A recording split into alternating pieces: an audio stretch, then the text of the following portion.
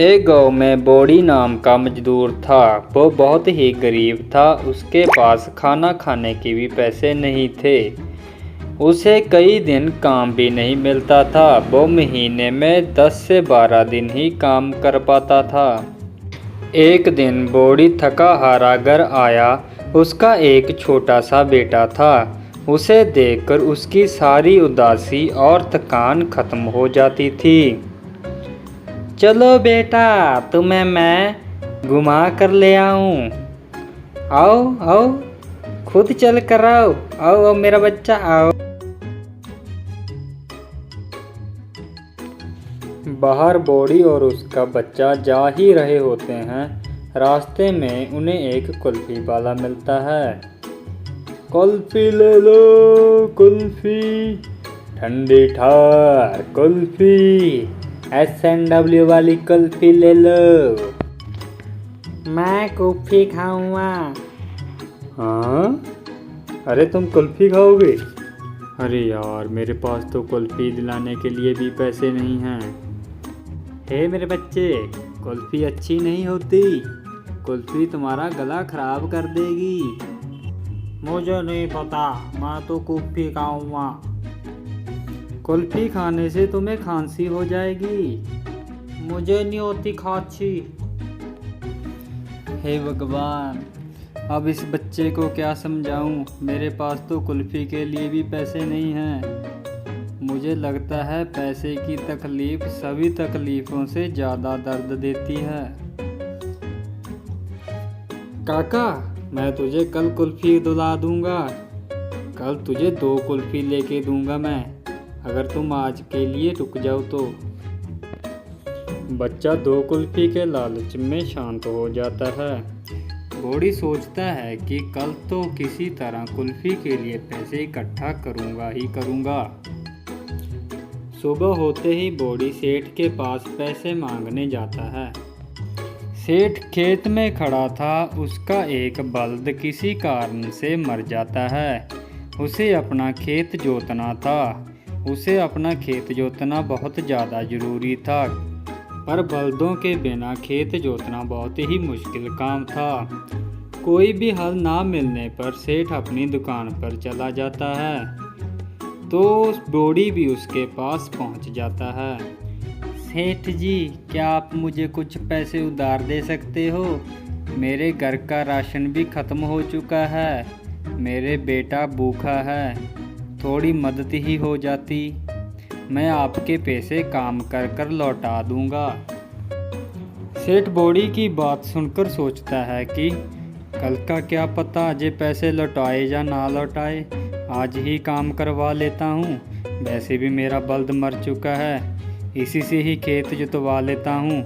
अगर कर दिया तो पैसे दे दूंगा, नहीं किया तो बाढ़ में जाए। बॉडी, देखो तुम बड़े ही सही समय पर आए हो।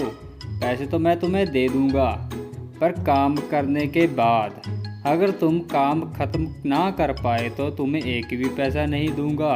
बोलो, मंजूर है?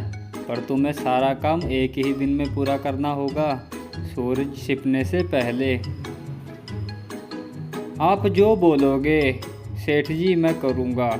मुझे बस पैसे चाहिए। हाँ हाँ, काम ख़त्म होने के बाद। काम क्या है? सेठ अपना खेत दिखाता हुआ कहता है कि पूरा खेत जोतना है। तुम्हें खुद ही कोई बल्द नहीं है, कर पाओगे? खेत बहुत बड़ा था। बॉडी की तो जैसे सांस ही रुक गई थी। पर फिर उसे अपने बेटे की याद आती है, तो वो काम करने के लिए हाँ कर देता है। बॉडी अपने काम पर लग जाता है। शुरुआती पल तो अच्छे से बीत गए थे, पर दोपहर का समय आ गया था। बॉडी ने खाना नहीं खाया था, तो ताकत भी कम थी। वो आराम करना चाहता था, पर उसे याद आता है कि सारा काम एक ही दिन में ख़त्म करने पर उसे पैसे मिलेंगे। वो अपने बेटे को आज ही कुल्फ़ी खिलाना चाहता था, तो वो पानी पीकर ही काम पर लग जाता है।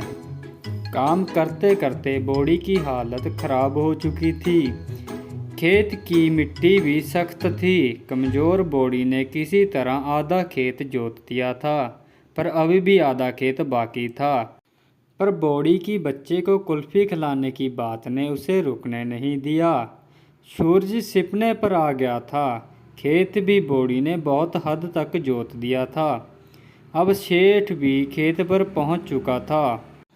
बॉडी को खेत जोतता देखकर हैरान था, क्योंकि उसने अकेले ने ही पूरा खेत जोत दिया था, जो कि नामुमकिन था। उसे ऐसा करता देखकर सेठ बहुत ही खुश हो चुका था, क्योंकि उसका खेत जोतना बहुत ही ज़रूरी था, जो कि अब काम पूरा हो चुका था। क्या बात है बॉडी, तुमने जो आज किया वो अकेला इंसान कोई नहीं कर सकता। आज तो तुमने कमाल कर दिया। इसके लिए मैं तुम्हें तुम्हारी मांगी कीमत से दुगना पैसे दूंगा। मेरे खेत जोता जाना बहुत ज़रूरी था। बॉडी अब बहुत ज़्यादा खुश था, क्योंकि उसे अपने पैसे मिल चुके थे और भुगतान भी हो चुका था। बहुत बहुत धन्यवाद सेठ जी, आप बहुत दयालु हो। इतना कहकर बॉडी अपने घर की ओर चल पड़ता है। बॉडी अपनी मेहनत की कमाई लेकर घर जा रहा होता है। कमज़ोर हो चुका बॉडी अब ज़्यादा दूर नहीं जा पाता और बेहोश होकर वहीं पर गिर जाता है। उसके पैसों का थैला उसके हाथ से छूटकर दूर कहीं गिर जाता है और उसे कोई उठा लेता है। क्या होगा आगे?